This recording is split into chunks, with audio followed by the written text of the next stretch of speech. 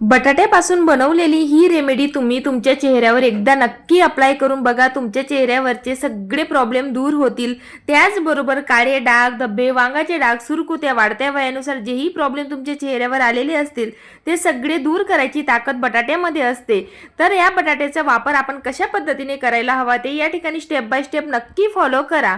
तर या रेमेडीसाठी आपल्याला जे 2 रुपयाचं कॉफीचं सॅशे येतं ते देखील लागणार आहे. त्यासाठी कॉफी पावडरचा देखील आपल्याला आवर्जून वापर करायचा आहे.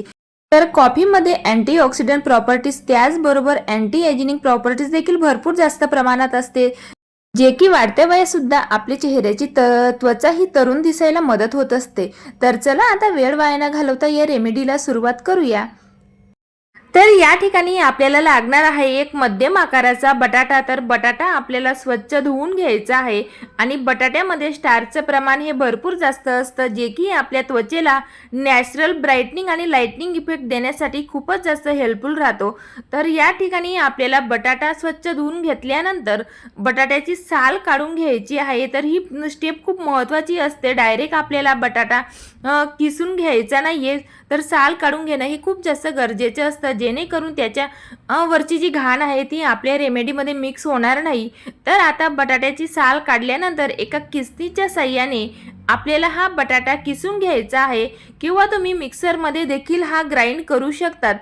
जर का तुमच्या चेहऱ्यावर खूप जास्त जुने वांगाचे डाग असतील किंवा काळे डाग असतील, धब्बे असतील किंवा पिंपलचे डाग असतात, ते देखील कमी करण्यासाठी बटाटा हा खूप जास्त महत्त्वाचा असतो. कारण आपल्या चेहऱ्यावर एक ब्लिचिंग इफेक्ट देत असतो. बटाट्यामध्ये ब्लिचिंग प्रॉपर्टीज भरपूर जास्त प्रमाणात असते.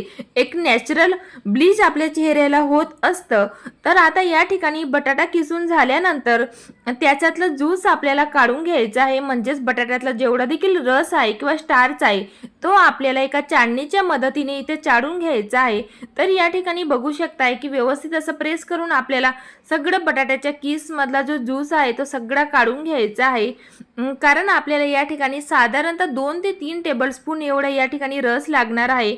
तर हा बटाट्यामधला जो स्टार्च आहे तो आपल्या चेहऱ्यावर इन्स्टंट ग्लो तर देतच असतो, परंतु तुम्ही जर का ही होम रेमेडी सातत्याने तुमच्या चेहऱ्यावर अप्लाय केली तर तुमच्या चेहऱ्यावरचे जेवढे देखील प्रॉब्लेम असतील किंवा पिगमेंटेशन असेल ते सगळे कमी व्हायला अगदी 5 ते 7 दिवसामध्येच तुमच्या चेहऱ्यावर तुम्हाला रिझल्ट बघायला मिळेल. तर चला आता या ठिकाणी या बटाट्याच्या स्टार्चमध्ये आपल्याला पहिलं इन्ग्रेडियंट ॲड करायचं आहे, ते म्हणजेच बेसन पीठ. तर बेसन पिठामध्ये नॅचरल क्लिंजर प्रॉपर्टीची भरपूर जास्त प्रमाणात असते, जे की आपल्या त्वचेवरील जेवढी देखील घाण असते किंवा डर्ट ऑइल इम्प्युरिटीज असते ती सगळी रिमूव्ह करण्यासाठी बेसन पीठ हे खूपच जास्त हेल्पफुल राहतं, म्हणजेच इफेक्टिव्ह राहतं.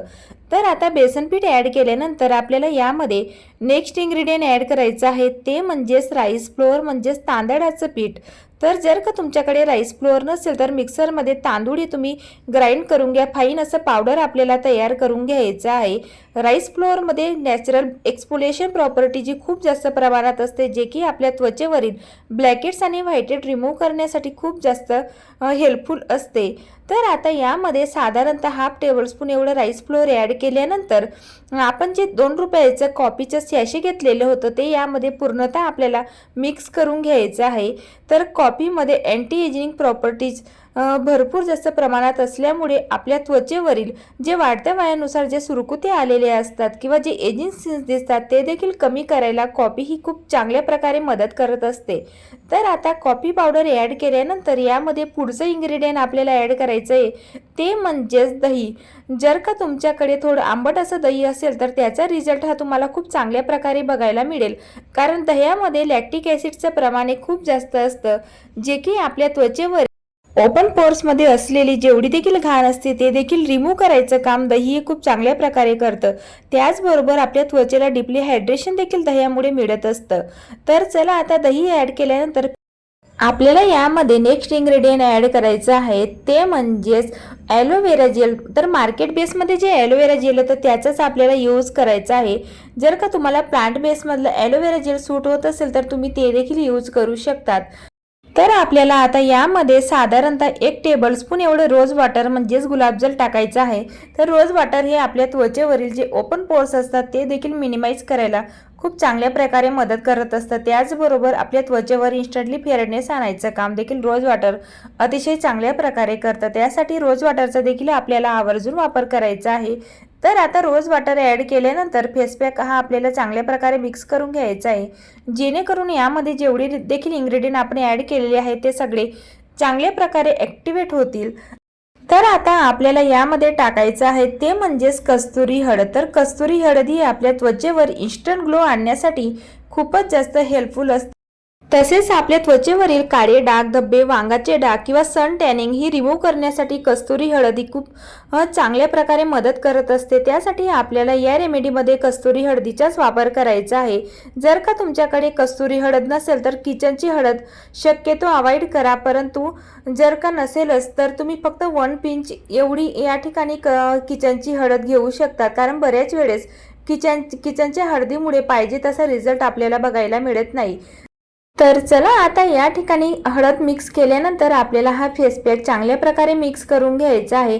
आणि कॉफी पावडर आपण यामध्ये ॲड केलेले असल्यामुळे जसं जसं आपण फेस पॅक मिक्स करत असतो तसा तसा तो फ्लफी होत जातो, खूप छान असा तो फुलून येत असतो आणि आपल्या चेहऱ्यावर देखील त्याचा रिझल्ट हा खूप सुंदर असा आपल्याला बघायला मिळतो। तर हा चेहऱ्यावर अप्लाय कसा करायचा ते तेवढं जास्त महत्त्वाचं आहे। त्याआधी आपल्याला चेहरा हा स्वच्छ वॉश करून घेणं म्हणजे धुवून घेणं खूप जास्त गरजेचं आहे, जेणेकरून चेहऱ्यावर कुठल्याही प्रकारचा कॉस्मेटिक नको असायला। त्यानंतर लोअर टू अप्पर डायरेक्शनमध्ये किंवा सर्क्युलर मोशनमध्ये पूर्ण चेहऱ्यावर आपल्याला हा फेस पॅक अप्लाय करून घ्यायचा आहे। तर चेहऱ्यावर फेस पॅक अप्लाय करत असताना आपण तो कशा पद्धतीने अप्लाय करतो यावर देखील त्याचा रिझल्ट हा खूप जास्त डिपेंड असतो। त्यासाठी फेस पॅक अप्लाय करत असताना लोअर टू अप्पर डायरेक्शनमध्येच नेहमी आपण अप्लाय करायला हवा। आणि फेस पॅक हा अप्लाय झाल्यानंतर चेहऱ्यावर अशा प्रकारे 5 ते 6 मिनिटासाठी हलक्या हाताने मसाज नक्की करा।